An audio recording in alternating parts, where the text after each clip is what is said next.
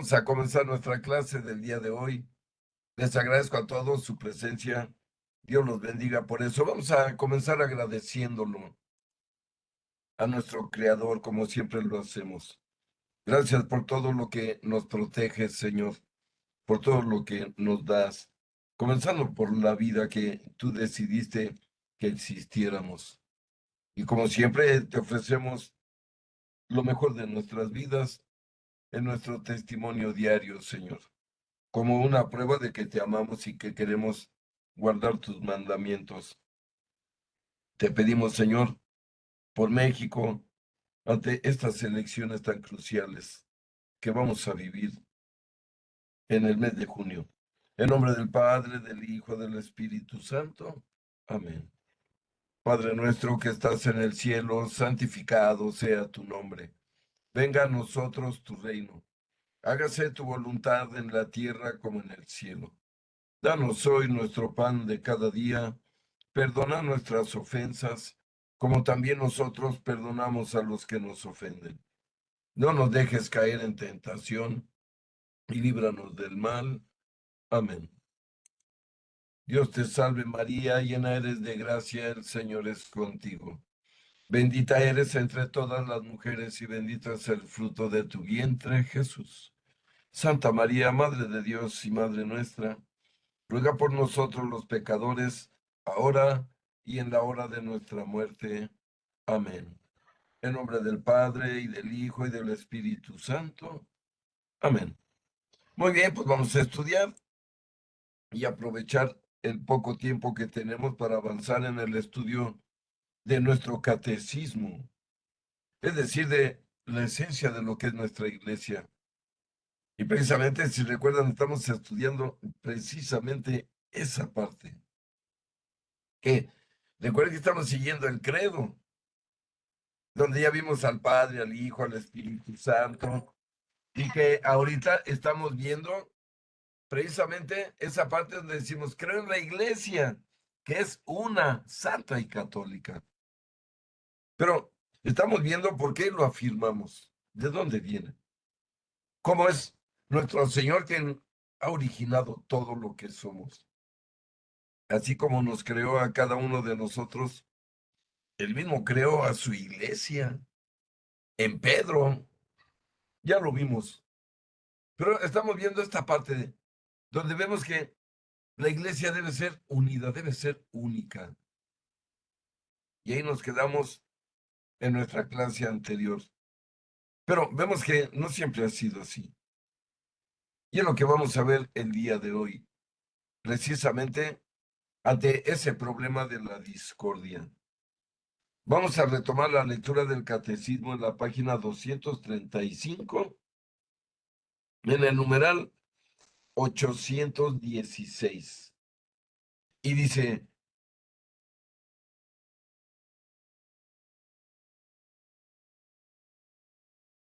la única iglesia de Cristo, nuestro Salvador, después de su resurrección, la entregó a Pedro para que la pastoreara. Le encargó a él y a los demás apóstoles que la extendieran y la gobernaran. Esta iglesia, constituida y ordenada en este mundo como una sociedad, subsiste en el mundo como la iglesia católica, gobernada por el sucesor de Pedro y por los obispos en comunión con él. Por ahí les mandé, queridos amigos, la lista de papas, desde Pedro hasta Francisco, que es algo que no tiene ninguna otra iglesia, ningún otro pueblo, ninguna otra nación. Ninguna iglesia protestante tiene la sucesión apostólica desde Jesucristo y Pedro hasta el día de hoy, ninguna. Tendrán sus líderes ahorita que surgieron desde Lutero o desde todos los fundadores de sectas, como Carlos Tazer Russell, que fundó a los Testigos de Jehová, o José Smith, que fundó a los mormones.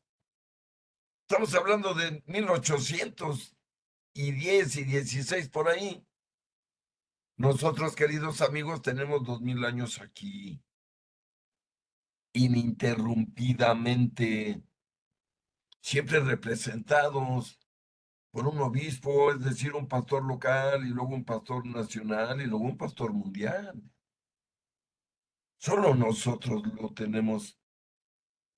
Por eso comentaba yo en la clase anterior, si recuerdan, que cuando dialoguemos con los hermanos que son protestantes, hay que decirles, mira, aquí está mi sucesión apostólica, de uno por uno desde Pedro a Francisco. Dame la tuya si no crees en esta sucesión. Porque dicen que nosotros venimos de la iglesia que profanó Constantino, dicen ellos. Por lo tanto, nos dicen una secta. Cuidado, no tienen por qué afirmar eso. Nosotros, miren, no estamos jugando, queridos amigos. Cuando hablamos de que Jesús fundó la iglesia con Pedro, estamos, pero más que recontra seguros de que eso es real, de que es cierto. Sí, la iglesia que tiene su sede en Roma, porque así está ordenado en la Biblia, ¿eh? Desde el Antiguo Testamento y luego en el Nuevo. Dios sabía que iban a destruir Jerusalén, ¿cómo iba a fundar ahí su iglesia? No, mandó que la fundaran, acuérdense que mandó a Pedro a Roma, que era la cabeza de todos. Y ahí Pedro, la cabeza, fundó la iglesia, amigos. Y miren, hay que hablar aquí de algo racional totalmente. Esta basílica que están viendo en las imágenes, pues no es ni más ni menos que la tumba de San Pedro y sus compañeros papas. Esta es una enorme tumba, queridos amigos, exactamente debajo del altar central de la basílica está la tumba de San Pedro. Ahí están sus huesos, huesos como los de nosotros. Y luego nos dicen los ateos que Dios no existe, ¿verdad? Que estamos creyendo en un Dios que inventaron los hombres. No, cuidado. Y vamos más allá. Recuerde que tenemos los huesos del padre Abraham, que vivió casi 2000 antes que Pedro. No somos una religión inventada, ¿eh? Tenemos los restos de nuestros patriarcas, de nuestros fundadores, como cualquier otra nación humana. Insisto, en esta catedral que están viendo, está sepultado Pedro y la mayoría de los 267 papas. Abajo están las catacumbas que se llaman. Ahí están sepultados, por ejemplo, todos los últimos. Está sepultado Juan Pablo II, está sepultado eh, Juan XXIII, está sepultado Benedicto XVI, está sepultado Pablo VI.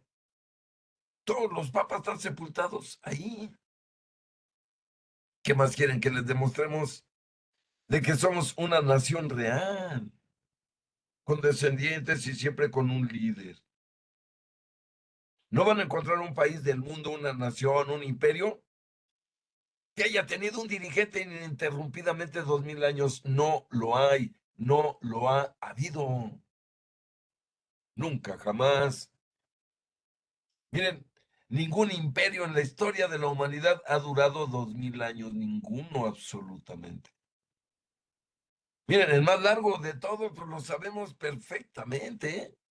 Fue el Imperio Romano.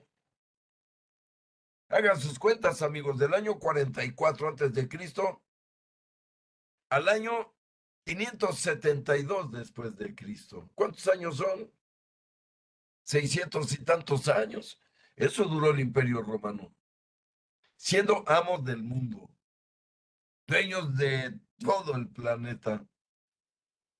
Y dice la misma escritura en el libro de los Macabeos que no conquistaron otros muchos países porque no les interesaban a los romanos. Y si o hacía mucho frío, o hacía mucho calor, o estaban muy lejos, dice.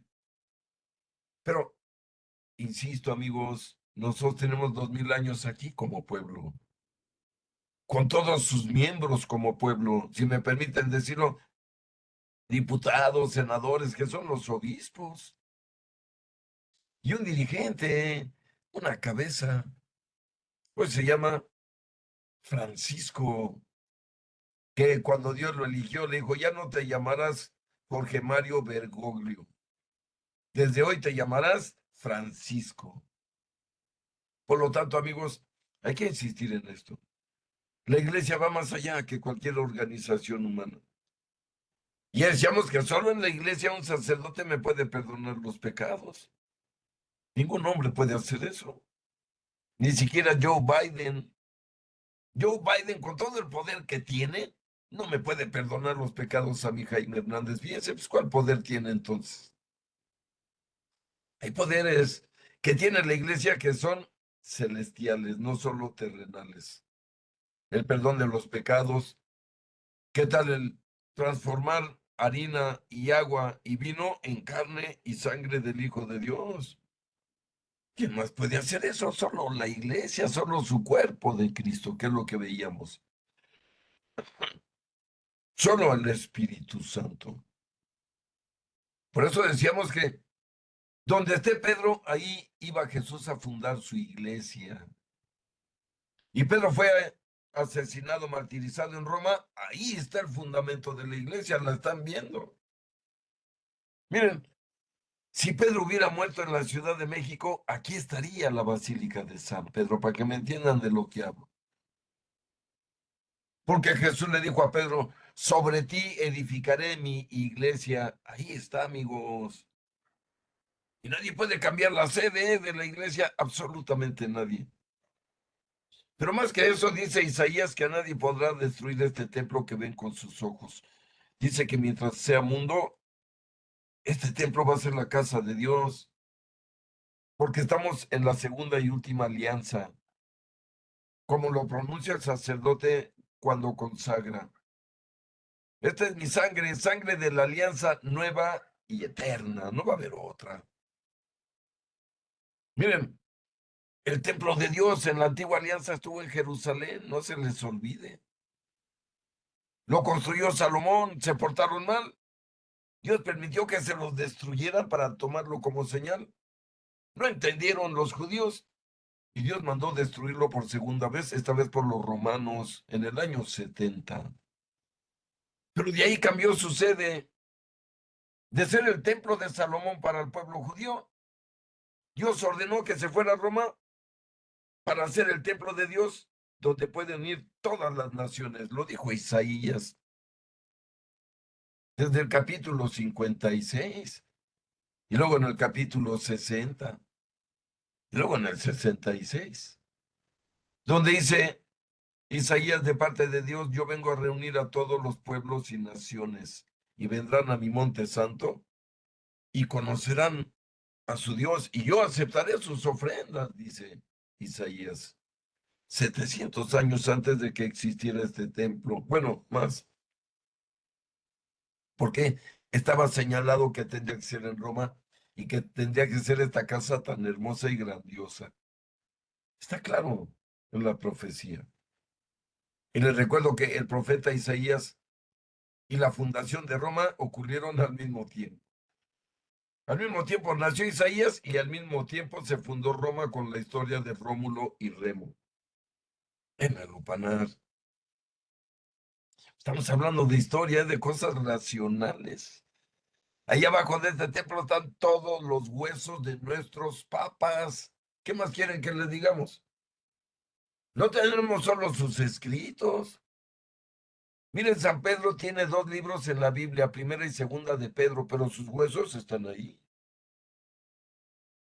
San Pablo escribió 13 libros de la Biblia y sus huesos están también enterrados en Roma, en su propia basílica, en la de San Pablo Extramuros, que se llama Extramuros porque está fuera de la Santa Sede, porque está fuera del Vaticano, pero sigue perteneciendo al Vaticano, por eso se llama Extramuros, porque también donde está la Basílica de San Pablo es territorio del Vaticano. Miren, ¿cómo puede suceder esto? Díganme, ¿qué otra religión es al mismo tiempo una religión y al mismo tiempo un estado, un país con todos los derechos? porque el Vaticano está en Roma, pero no pertenece a Roma. Está en Italia, pero no pertenece a Italia. Todos los demás países del planeta han reconocido que es una entidad, igual que todos los demás países, con todos los derechos en la ONU y en todas las organizaciones. Pero vamos a continuar la lectura, queridos amigos. Y estamos por leer un documento de la encíclica Lumen Gentium. Y dice, el decreto sobre ecumenismo del Concilio Vaticano II explicita solamente por medio de la Iglesia Católica de Cristo, que es auxilio general de salvación, puede alcanzarse la plenitud total de los medios de salvación. Creemos que el Señor confió todos los bienes de la nueva alianza a un único colegio apostólico, presidido por Pedro, para constituir un solo cuerpo de Cristo en la tierra, al cual deben incorporarse plenamente los que de algún modo pertenecen ya al pueblo de Dios. Pero luego nos va a hablar sobre las heridas de la unidad. De hecho, en esta una y única iglesia de Dios aparecieron ya desde los primeros tiempos algunas escisiones que el apóstol reprueba severamente como condenables, y en siglos posteriores surgieron disensiones más amplias y comunidades no pequeñas. Y miren, estamos hablando, ya lo decíamos, de la discordia. La discordia es parte de la humanidad y del libre albedrío. Y dice aquí, y comunidades no pequeñas se separaron de la comunión plena con la Iglesia Católica y a veces, no sin culpa de los hombres de ambas partes, tales rupturas que lesionan la unidad del cuerpo de Cristo, se distingue la herejía, la apostasía y el cisma. No se producen sin el pecado de los hombres. Y esto es real, queridos amigos. Y nos lo va a explicar un gran pensador del primer siglo, que se llamó Orígenes de Alejandría. Un gran sabio, que miren, ya padecían esto de las sectas, no crean que es nuevo para nosotros. Y dice aquí, perdón, en latín voy a leerlo nada más en español. Donde hay pecados, allí hay desunión, cismas, herejías, discusiones, pero donde hay virtud, allí hay unión, de donde resultaba que todos los creyentes tenían un solo corazón y una sola alma. Y miren, estamos hablando de que Dios nos pidió la unidad. Si recuerda, puso el ejemplo de la planta de la vid, de la uva, donde decía que todos formábamos parte de la plantita. Él era la raíz, y luego el tronco eran los apóstoles, y luego las ramas eran los grandes santos, los grandes predicadores, y así, hasta llegar a las hojitas que somos nosotros. Pero que las hojitas, decíamos, también tienen un trabajo que ejecutar en la planta. No están de adorno las hojas, están para convertir el agua, por decirlo de una manera, en clorofila, que es la sangre de las plantas. ¿Cómo? A través de la luz del sol. Recuerden que la hojita recibe la luz del sol y lleva el proceso de la fotosíntesis, que con la luz del sol, ese líquido que era agua se convierte en clorofila, que alimenta a la planta y la hace crecer y le lleva alimento hasta el último resquicio de la planta. Eso debemos ser como iglesia, es decir, todos coadyuvando para que la planta esté sana, para que esté bien y produzca fruto. Lamentablemente, como estamos leyendo, siempre hubo discordia. Miren, ya en época de la Biblia San Pablo delata ya sectas, ya con el nombre tal cual. De hecho, San Pablo se ve obligado cuando le escribe a su discípulo Tito, capítulo 3, versículos del 8 al 11. Le dice, oye, ten cuidado con los que andan provocando ahí divisiones. Sí, porque el que de veras ama a Dios, le gusta hacer caridad, le gusta hacer obras de bien. Y luego le dice, no discutas con los que se han ido. Y luego dice, literalmente dice San Pablo, al sectario, después de una y otra amonestación, rehúyele. Pues ya sabes que ese está pervertido y peca, condenado por aquello que anda diciendo y afirmando. Miren, estamos bien advertidos de los sectarios. De hecho, les voy a mandar más textos en el grupo de WhatsApp para que vean cómo era una preocupación ya en la Biblia desde los evangelios, las sectas, los que prefieren separarse por no obedecer a la cabeza. Esto está prohibido en la Biblia. Lamentablemente, amigos, llenos de sectas en toda la historia, ¿eh? En toda la historia. No hay un siglo donde no haya habido sectas, lamentablemente. Unas grandes, otras pequeñas. Podemos comenzar con los mismos gnósticos, que eran unos que creían en la religión de los griegos y la filosofía. Y ellos hablaban del el logos. Y se convirtieron al cristianismo, pero quisieron seguir poniendo sus ideas absurdas. Y eso pues la iglesia nunca lo ha permitido.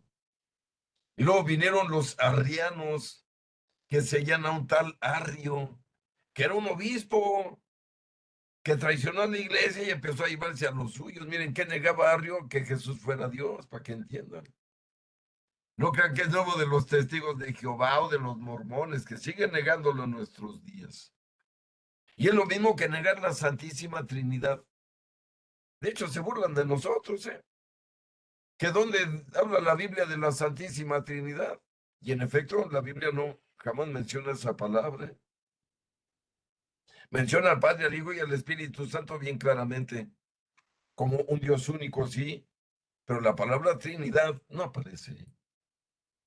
Pero miren, por eso estos personajes como Orígenes nos dan mucha luz, porque entendían que había sectas que llevaban a parte del pueblo al error. Y miren, ya después hubo muchas sectas, ¿eh?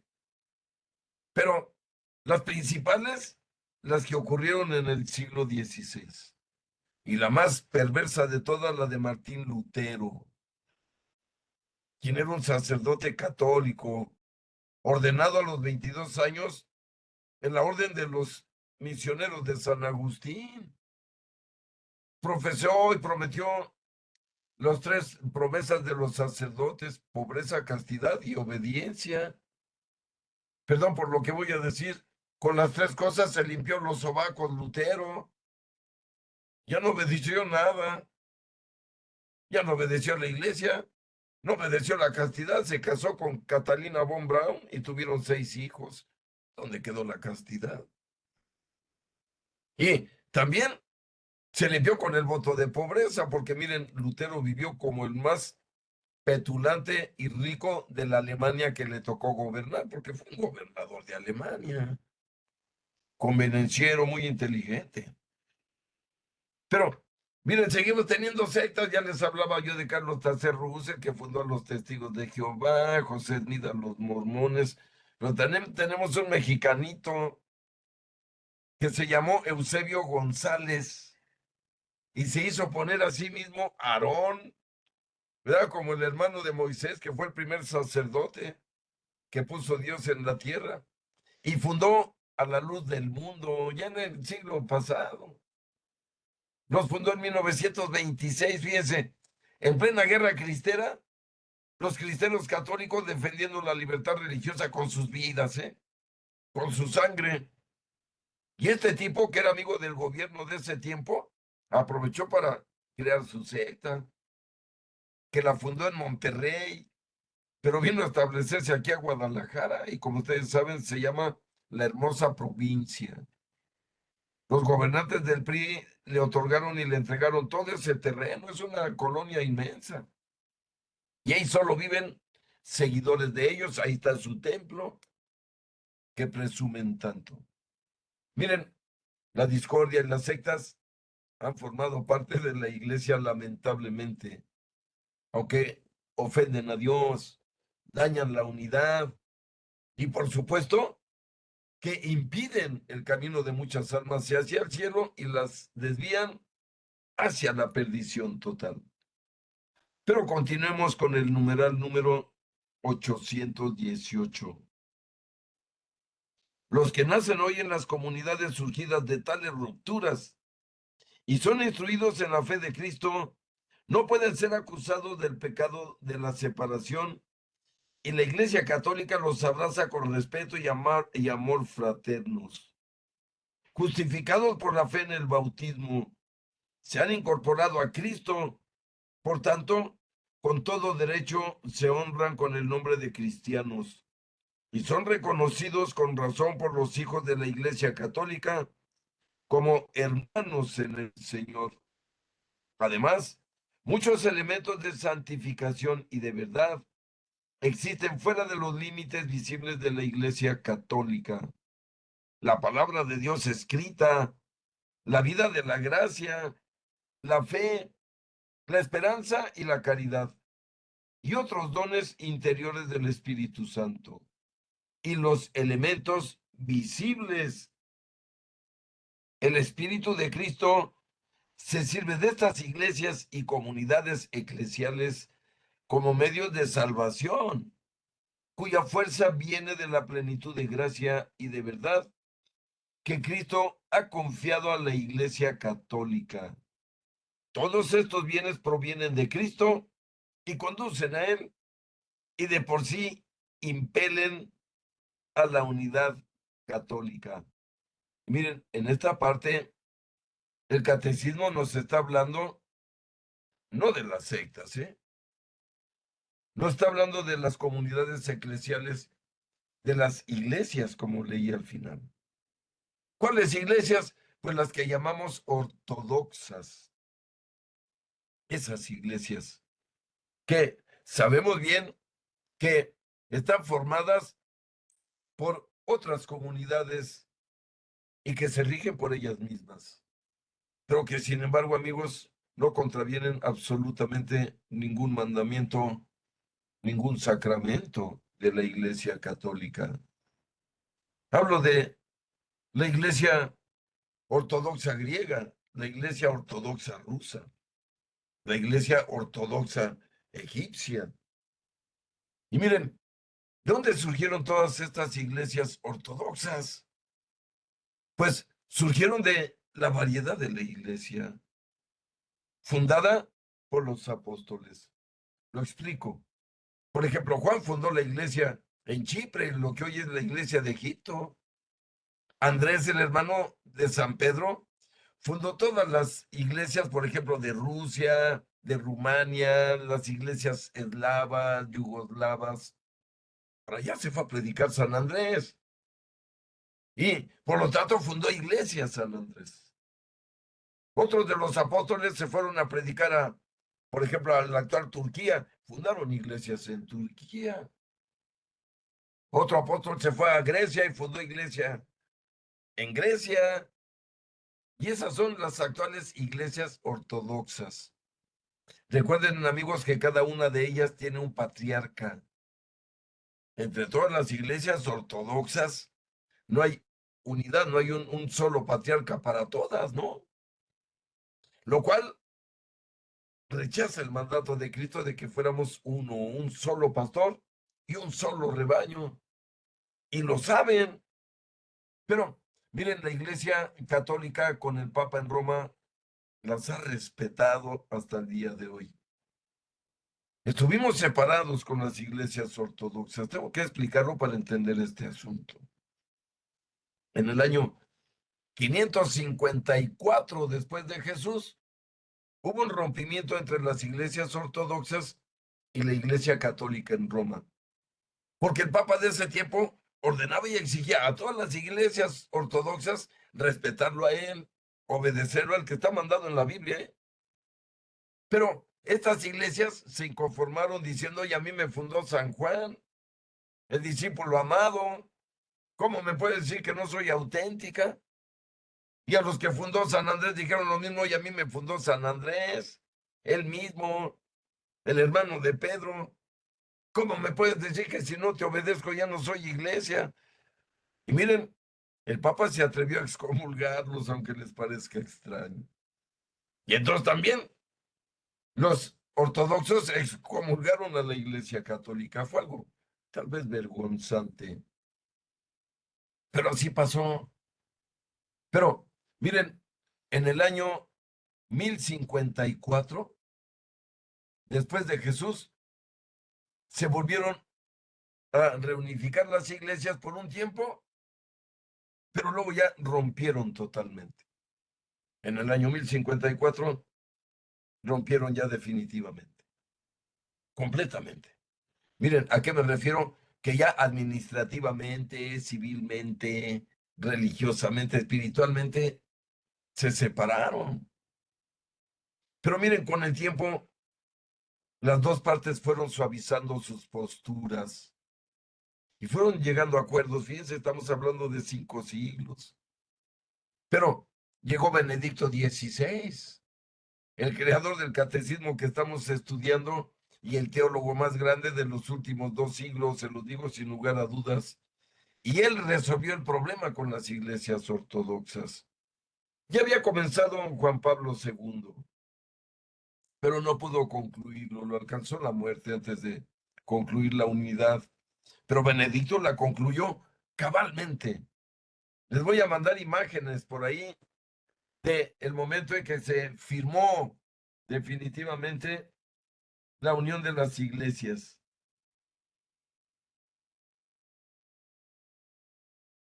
para que vean. Y miren, ¿a qué acuerdo llegaron? Cuando se separaron las dos iglesias, fue porque el Papa de Roma quería él nombrar obispos, nombrar cardenales en todas las iglesias de todo el mundo. Entonces, eso no lo aceptaron las iglesias ortodoxas, porque a veces el Papa les mandaba un obispo de Roma a gobernar una iglesia en Turquía o en Grecia que ni siquiera conocía. Eso originó este rompimiento. Cuando se sanó el problema, Benedicto XVI y el gran este, patriarca de Constantinopla, Bartolomeu I, les voy a mandar la imagen hermosa, firmaron el decreto de unidad. El Papa de Roma se comprometió a respetar toda la administración de las iglesias ortodoxas, en cuanto a recursos económicos, en cuanto a nombramientos de párrocos, obispos, arzobispos, cardenales. Fíjense el acuerdo que se llegó, pero nos reconoceríamos en la fe para siempre. Y eso fue hermoso y así vivimos ya. Hay que agradecérselo a Dios. Miren, ustedes pueden ir a una misa ortodoxa y es igualmente espiritual para nosotros confesarnos con un sacerdote ortodoxo y es como si fuera uno católico. Igual los ortodoxos ya pueden asistir a la misa católica y es igual de válida para ellos. Pero miren, esto de la discordia humana sigue. Vean, en nuestros días las sectas se han acelerado. No sé si ustedes tengan en su familia sectarios, yo en la mía sí, lamentablemente. Ya los sectarios son muy trabajadores, perniciosamente. Les recuerdo que yo tengo un hermano que es pastor cristiano evangélico. Por lo menos creen en la Trinidad, eso los ayuda a que algún día nos volvamos a abrazar. Porque las sectas que no aceptan la Trinidad, la misma iglesia dice que no hay nada que hacer con ellos. Ni queremos dialogar con ellos, ni convencerlos de nada. Eligieron el camino de la perdición para siempre. Pero vamos a continuar, amigos, sobre este asunto de la unidad herida, dañada por el libre albedrío de los hombres, ¿verdad? Que les gana la envidia, la discordia, la falta de obediencia a nuestros pastores, a nuestros superiores. Ahí surge la división en la iglesia de Cristo y ahí ha surgido siempre. Pero continuamos el catecismo numeral 820. Aquella unidad, y estamos hablando, amigos, de que la unidad está mandada por Cristo, no es una opción política, no es una opción ideológica como en la parte humana. Este es un mandato celestial. El hecho de que estemos unidos todos los católicos, que seamos hermanos, que no nos peleemos, que nos defendamos unos a los otros, es un mandato. No solo en el culto y la adoración, sino en la vida diaria. Pero leo el catecismo numeral 820. Aquella unidad que Cristo concedió desde el principio a la iglesia, creemos que subsiste indefectible en la iglesia católica y esperamos que crezca de día en día hasta la consumación de los tiempos. Cristo da permanentemente a su iglesia el don de la unidad, pero la iglesia debe orar y trabajar siempre para mantener, reforzar y perfeccionar la unidad que Cristo quiere para ella. Por eso Cristo mismo rogó en la hora de su pasión y no cesa de rogar al Padre por la unidad de sus discípulos, que todos sean uno, como tu Padre en mí y yo en ti, que ellos sean también uno en nosotros, para que el mundo crea que tú me has enviado. Miren, lo dijo Jesús en el Evangelio de San Juan, capítulo 17, versículo 21. El deseo de volver a encontrar la unidad de todos los cristianos es un don de Cristo y un llamamiento del Espíritu Santo. Y sigue diciendo el numeral 821. Para responder adecuadamente a este llamamiento de unidad, se exige lo siguiente. Miren, dice aquí, una renovación permanente de la iglesia en una fidelidad mayor a su vocación. Esta renovación es el alma del movimiento hacia la unidad. Dos, la conversión del corazón para llevar una vida más pura según el Evangelio, porque la infidelidad de los miembros al don de Cristo es la causa de las divisiones. Y esto es real. Y miren, el problema de la división y de las sectas.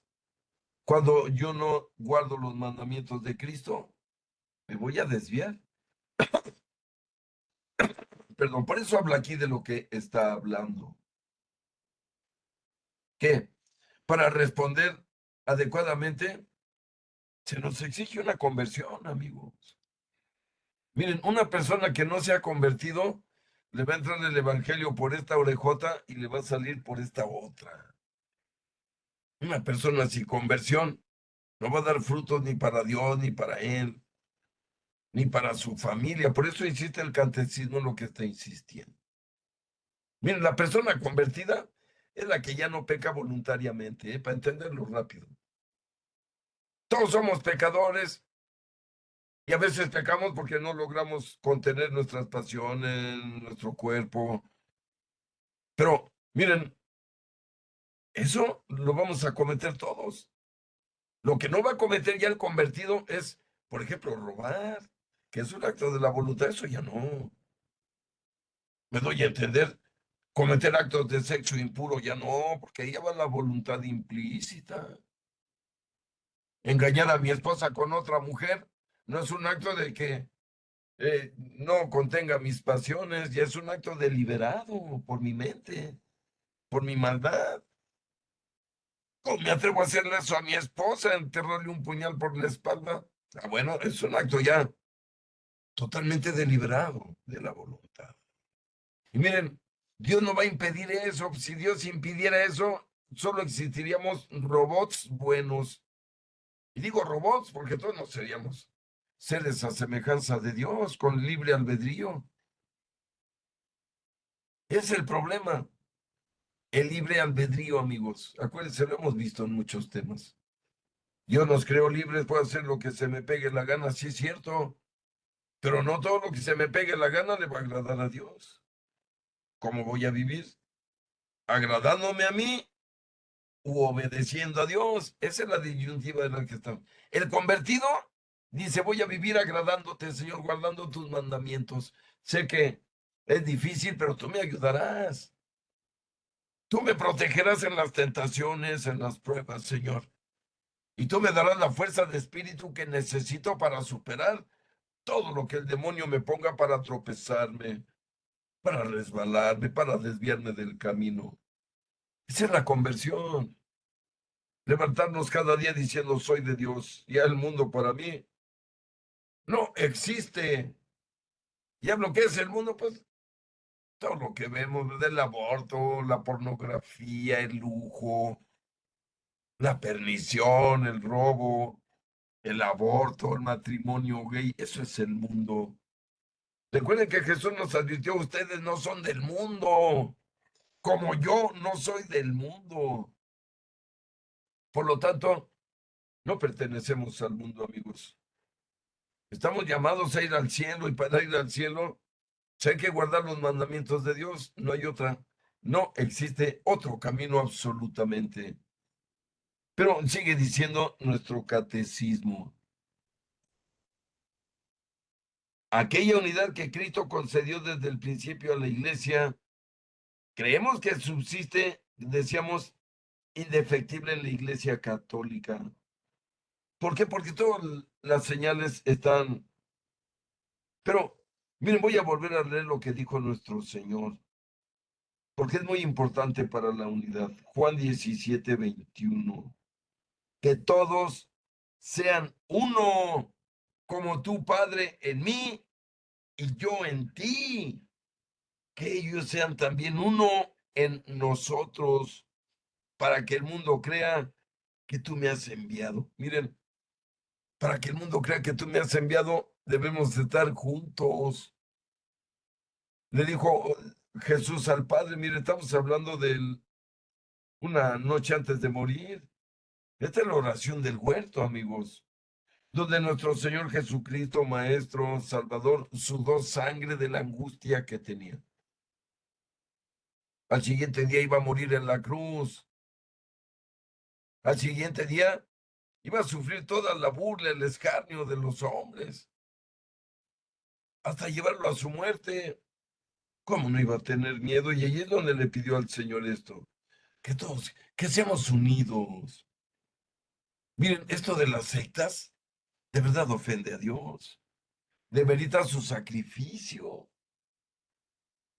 Dice el Señor, para que el mundo crea que ustedes son de mí, siendo uno solo. Pero miren, el problema es esto que ha organizado el hombre de tener sectas, de negar al Dios hombre y negar a su iglesia y fundar otros grupos religiosos que nada tienen que ver con él, sino con el demonio mismo.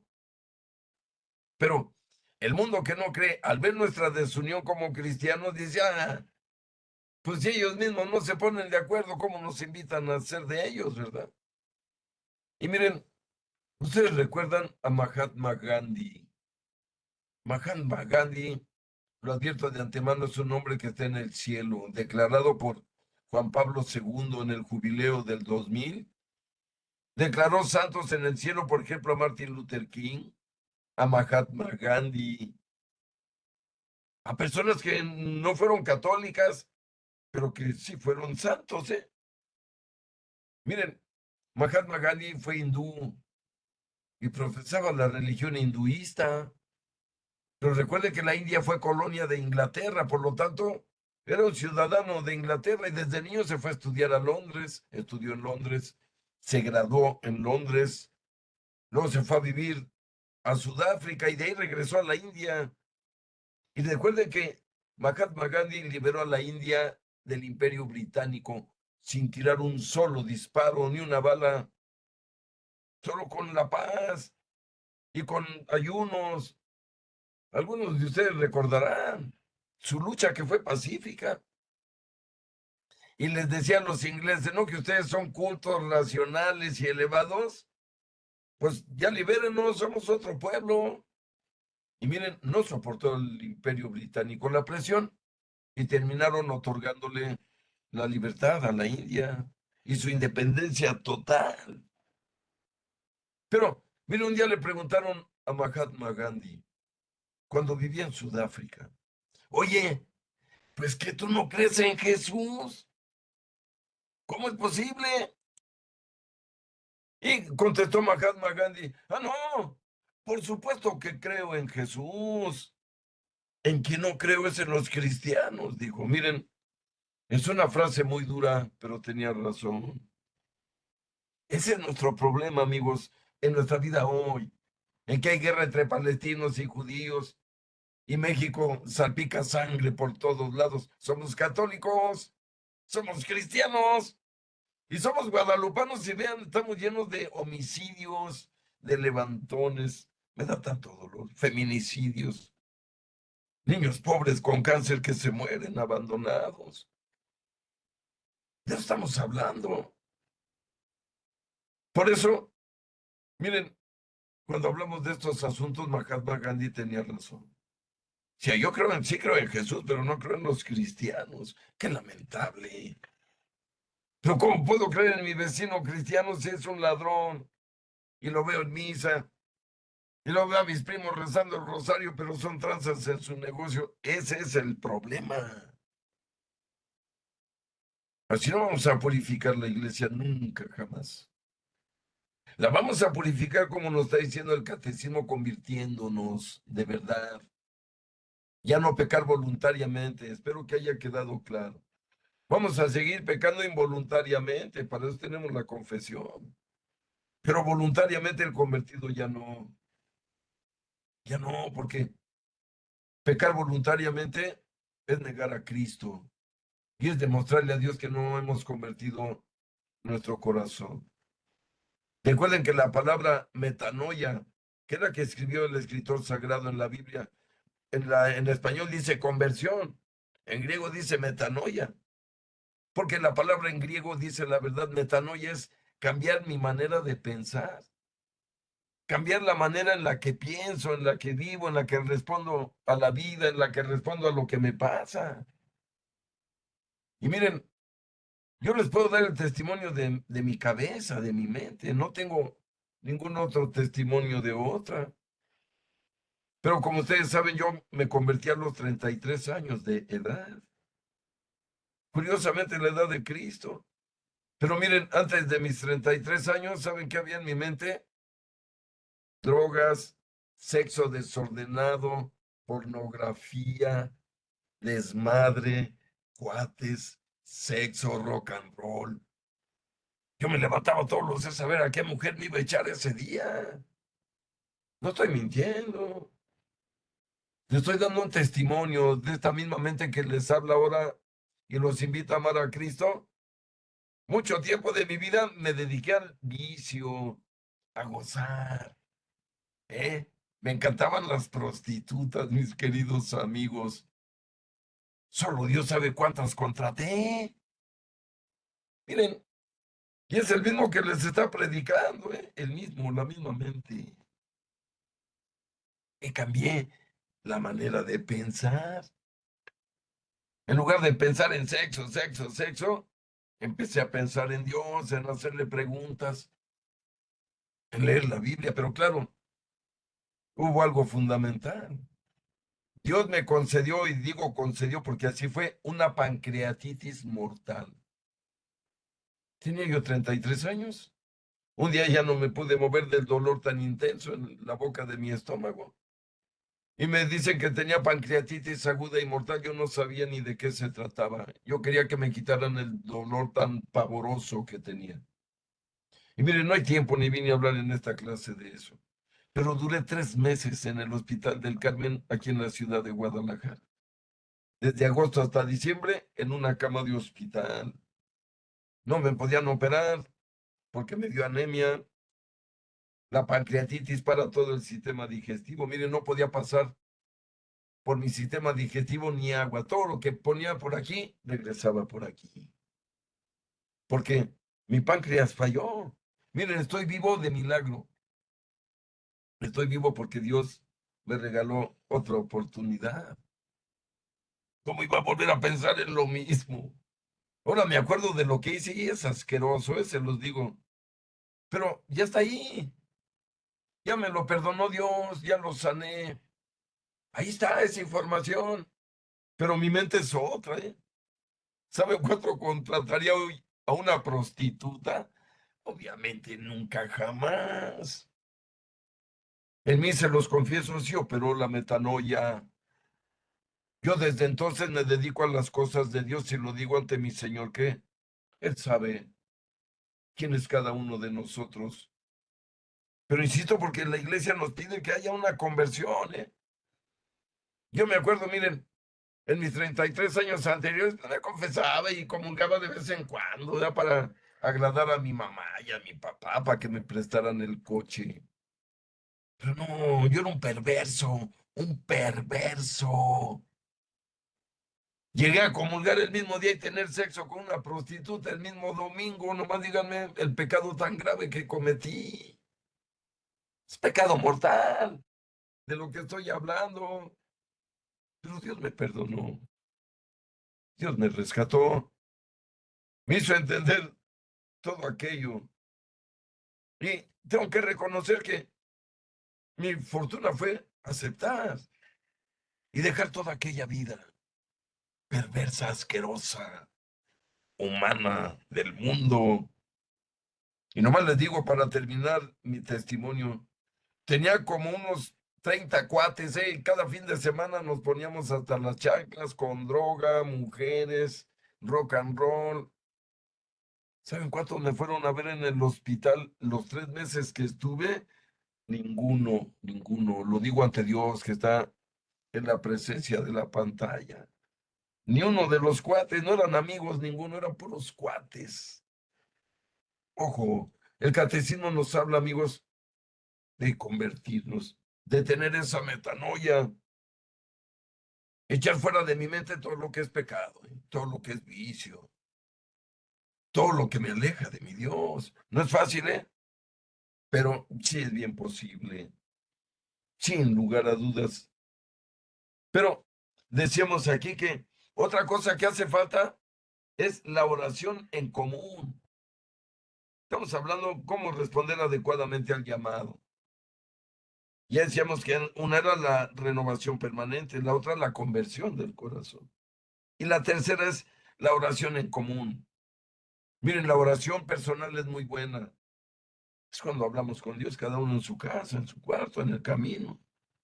Pero también hace falta ir a orar como pueblo, en la misa, cantar todos juntos, decirle todos juntos a Dios, gracias Señor por todo lo que nos das, te amamos, te adoramos, te bendecimos, te glorificamos. Te damos gracias por tu inmensa gloria. Eso hace falta. No se puede adorar individualmente, ¿eh? No lo permite Dios. Por eso ordenó que se construyeran templos. Si no, pues te hubiera dicho, no, pues cada quien adóreme ahí en su casa, en su sala. No, esto hubiera hecho de la iglesia un pueblo de individuos separados. No, estamos llamados a ser pueblo, rezar como pueblo, todos juntos, como hermanos, tomados de la mano espiritual. Por eso volvemos a la unidad. Mire cómo en misa, en el templo, sí nos unimos todos, se nos olvidan las diferencias. A veces no tanto, pero ahí nos damos la paz y nos volvemos todos hermanos, nos volvemos todos una unidad. Y digo que a veces no tanto porque a veces salimos de comulgar y de misa y nos peleamos en el estacionamiento con otro creyente. Así somos. Pero miren, el catecismo nos indica el camino, ¿eh? No podemos decir que no. Y miren, hablando de, estamos en el numeral 821. La oración, como decimos, debe considerarse como el alma de todo el movimiento ecuménico y pueden llamarse con razón ecumenismo espiritual. La palabra ecumenismo define aquella palabra que es el buscar la unión de todos los cristianos. Ese es el ecumenismo. La iglesia tiene dicasterios que no son más que si me permiten, secretarías de Estado. Como un presidente de un país tiene secretarios de Estado, también el Papa tiene dicasterios. Uno de ellos es el dicasterio del ecumenismo. ¿Qué busca esta oficina de la Iglesia en el Vaticano? La unión con todos los cristianos, dialogar con ellos, tratar de superar las diferencias y volvernos a unir para agradar a Cristo. Y ahí surgió la unión con las iglesias ortodoxas. Y ahí surgió la unión con la iglesia anglicana, que también ya nos unimos con ellos. Y a todos los anglicanos que los deseen, se pueden convertir al catolicismo sin ningún problema, firmado por la reina de Inglaterra, que es la máxima autoridad de la iglesia anglicana, y por Benedicto XVI, otra vez Benedicto. Algún día va a ser llamado santo por estos logros, ¿eh? Él logró, fíjense, la unidad con las iglesias ortodoxas desde hacía más de 900 años y con la iglesia anglicana a partir del año 1538. Desde entonces estábamos separados, pero él con la fallecida reina Isabel firmaron el decreto de reunificación. Ya la reunificación es posible, pero se debe a esta oficina, la oficina o dicasterio del ecumenismo, y que nos invita a estar rezando a Dios porque nos permita volvernos a unificar a cristianos evangélicos, ortodoxos, solo que no nieguen la Trinidad, recuérdenlo bien. Una secta que niega la Trinidad no está llamada al ecumenismo, ya me entienden la palabra. Solo los que aceptan a la Trinidad y que aceptan en especial a María de una manera amplia, pero sobre todo la Trinidad. Es decir, entender que Jesús es Dios. Si un grupo religioso niega que Jesús es Dios, es decir, la Santísima Trinidad, no está llamado a nada con nosotros. Son perniciosos, son en realidad herejes, como mencionamos anteriormente, y se la pasan blasfemando. ¿Cómo los vamos a aceptar ahí? En el diálogo ecuménico es imposible. Pero miren, también hace falta, amigos, el fraterno conocimiento recíproco, dice el catecismo. Es decir, deberíamos conocer más a los ortodoxos, a los anglicanos, a los cristianos evangélicos que sí están llamados al ecumenismo, a los bautistas que están llamados. Hay muchos grupos religiosos protestantes que sí están llamados al ecumenismo, los luteranos mismos que viven en la actualidad, porque no negaron la Trinidad. Lutero no negó la Trinidad, la aceptó y la confesó. De eso estamos hablando. Otra cosa que hace falta, amigos, para la unión de todos los cristianos es la formación ecuménica de los fieles y especialmente de los sacerdotes. Es decir, preparar a los sacerdotes para que tengan un diálogo ecuménico con aquellas comunidades e iglesias que no interfieren con la verdadera enseñanza de Cristo. Y miren, otra cosa que debemos hacer es el diálogo entre los teólogos y los encuentros entre los cristianos de diferentes iglesias y comunidades. Esto ya se está haciendo, ¿eh? Yo formo parte de algunos grupos, lo digo con toda honradez. Y otra es la colaboración entre cristianos en los diferentes campos de servicios a todos los hombres. Y miren, en eso la iglesia tiene mucho que decirles. Porque muchas agrupaciones se olvidaron de la caridad a la hora de construir sus iglesias, sus comunidades. Miren, y ustedes lo saben bien, solo la iglesia tiene un cáritas para explicar con hechos racionales de lo que hablo. Solo la iglesia tiene un cáritas, que es el brazo ejecutor de la caridad de la iglesia, que se hace ver de inmediato donde hay terremotos, donde hay inundaciones, llega cáritas de inmediato a ayudar, a socorrer. Miren, la iglesia sostiene más hospitales en el mundo que cualquier país, para que lo sepan, ¿eh? ¿Quién no conoce un hospital cuidado por monjitas? ¿Quién no conoce un hospicio cuidado por monjitas, por religiosas? Y no hablo de México, sino en todo el planeta. Miren, en la India, que fue donde floreció la Madre Teresa, ni siquiera católicos hay. En la India los católicos son el 2% de la población. Y ahí fue donde la Madre Teresa realizó milagros, donde realizó su obra colosal. ¿Por qué? Porque de lo que estamos hablando es algo verdadero. Debemos colaborar con los otros para animarlos y que se les antoje ser católicos. Insisto, solo la iglesia tiene toda esa obra de caridad en el mundo. Hospitales, asilos, escuelas para pobres en muchísimos lugares. Asilos donde mucha gente desprecia a los humanos, la iglesia los abraza, los cuida y los saca adelante con los recursos que tiene a su disposición. Pero, queridos amigos, por hoy se nos ha terminado el tiempo. No me queda más que despedirlos y darles muchas gracias por acompañarnos. De verdad se lo digo como cuando empezó la clase, me anima mucho que tengan perseverancia. Se los agradezco a cada uno de ustedes de todo corazón y a todos los que están viendo las clases grabadas en YouTube, que lo digo con mucho gusto, la clase pasada rompieron récord. Muchas gracias, porque cada persona que ve esta clase, la intención es que mejore en su relación con Dios y purifique su fe. Vamos a darle muchas gracias por el día de hoy, por todo lo que nos da, la vida, la dignidad, la salud, trabajo, familia, casa, ropa, todo lo que tenemos para vivir. No necesitamos más, pero vamos a ofrecerle también a Él, ahora que le estamos pidiendo que libre a México del demonio en las próximas elecciones, vamos a ofrecerle nuestra parte, nuestras oraciones, nuestros ayunos, para que purifique a México. Y vamos a ofrecérselos de todo corazón, para que nos libre del maligno. En nombre del Padre, del Hijo, del Espíritu Santo. Amén. Padre nuestro que estás en el cielo, santificado sea tu nombre. Venga a nosotros tu reino. Hágase tu voluntad en la tierra como en el cielo.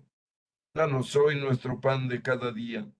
Perdona nuestras ofensas, como también nosotros perdonamos a los que nos ofenden. No nos dejes caer en tentación y líbranos del mal. Amén. Dios te salve María, llena eres de gracia, el Señor es contigo. Bendita eres entre todas las mujeres y bendito es el fruto de tu vientre, Jesús. Santa María, Madre de Dios y Madre nuestra, ruega por nosotros los pecadores, ahora y en la hora de nuestra muerte. Amén. Dulce Madre, no te alejes, tu vista de nosotros no apartes. Ven con nosotros a todas partes y solos nunca nos dejes. Ya que nos proteges tanto como verdadera Madre, haz que nos bendiga el Padre, el Hijo y el Espíritu Santo. Amén.